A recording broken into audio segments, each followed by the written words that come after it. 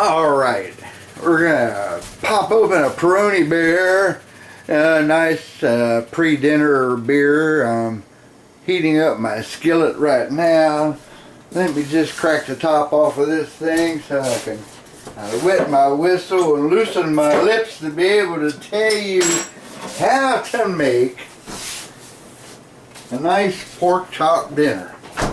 What you want to do is get a selection of thin cut pork chops and get your skillet hot.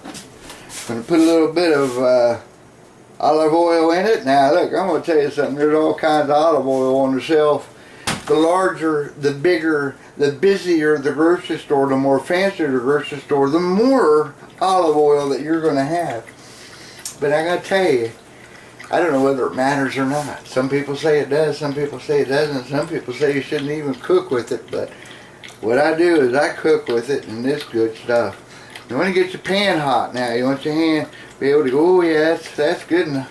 Getting right up on there. Now, I don't do anything real fancy special. I just pull a couple pork chops out. I want to see a little bit of oil bubbles, bubbles coming up from the oil, which I don't see yet, but might as well take a commercial break here.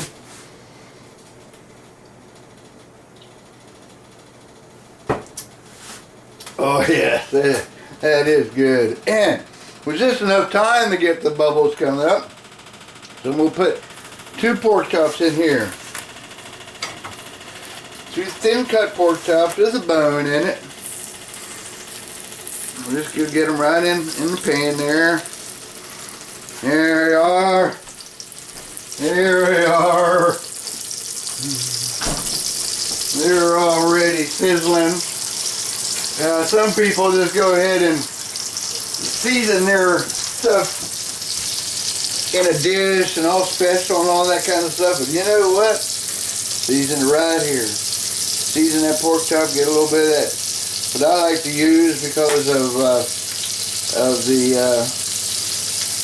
problem with salt and sodium and all that kind of stuff, I use garlic pepper for just about everything that I cook. I know you can't see this because of the light. I don't usually do these things at night, but anyway, I go ahead and get some McCormick style garlic pepper and season up the meat just right. It really gives it a nice flavor.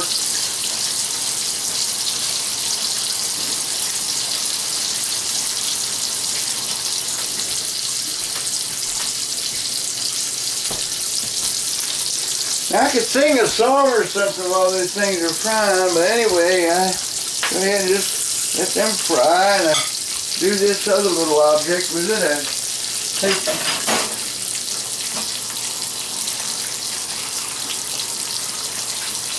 I'm just not ready. Yeah.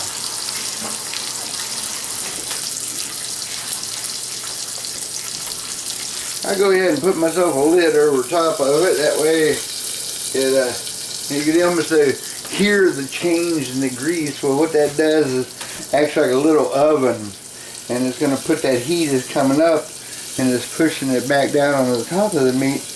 And it also helps the grease, the oil heat up a little bit. Now, that oil you just want to put no more, just kind of like just a little tiny layer to coat the bottom of the pan, because the pork chop itself has got oil of its own, natural oil from the fat in the meat, which is going to end up being a mix in there, and the combine of it is going to give you a good flavor. And the garlic pepper, of course, like I said, it's a good substitute for salt. And pepper is good for your body, by the way. It helps your digestion and your insides, and they always joke that pepper's the reason why you don't see any fat Indians. Well, that was thanks to the dogs. The dogs have to get up under the foot of everything, and get my camera set up, and what do they do? Bop it away. Anyway,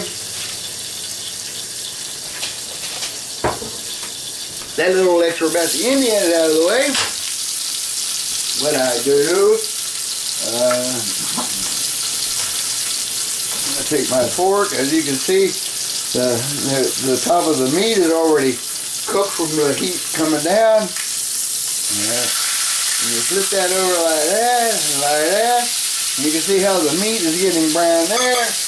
And I take my garlic pepper and I season the top of it like that. There it goes. And then I put my little oven thing right over there. It's just so easy. It is like, it's like a microwave without all the guts, you know, the electrical gadgetry and everything. You don't have to push any buttons. You just get your heat adjusted. Now, speaking of the heat adjustment, right about now is when I want to turn this flame down, start cooling everything down. And I also want to get my plate together that I'm going to use.